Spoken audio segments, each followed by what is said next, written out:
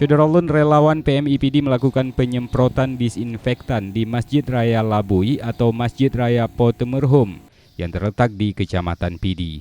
Penyemprotan ini diharapkan meminimalisir penyebaran wabah virus corona. Penyemprotan berlangsung terhadap seluruh bagian masjid, yakni di luar, bagian dalam hingga lantai masjid.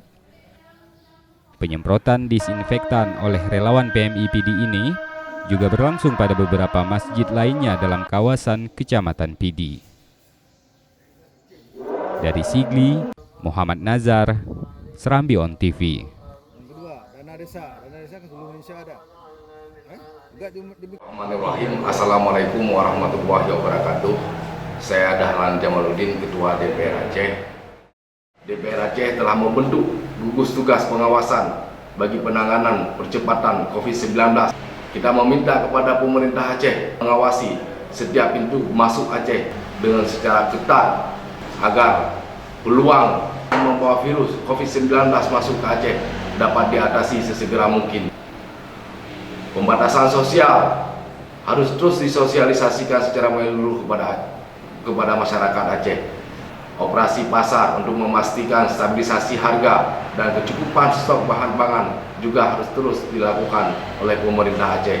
Saudara-saudara kita, para medis yang sedang berjuang menangani para pasien, kita berharap dan meminta kepada pemerintah Aceh untuk memastikan agar terpenuhi alat pelindung diri buat mereka, terpenuhi semua peralatan kerja buat mereka, memastikan tempat isolasi yang nyaman, insentif dan penghargaan yang layak buat mereka.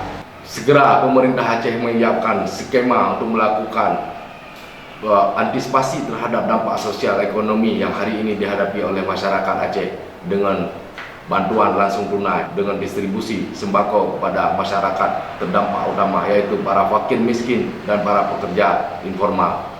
Libatkan seluruh pemangku kepentingan, TNI, Polri, para ulama, para tokoh masyarakat, tokoh adat, bahu-membahu menghadapi COVID-19 ini. Seraya berdoa dan mengharapkan perlindungan dari Allah Subhanahu wa Ta'ala agar masyarakat Aceh dapat menyongsong bulan suci Ramadan dan kita kembali kepada kehidupan yang normal. Billahi taufiq wal hidayah. Wassalamualaikum warahmatullahi wabarakatuh.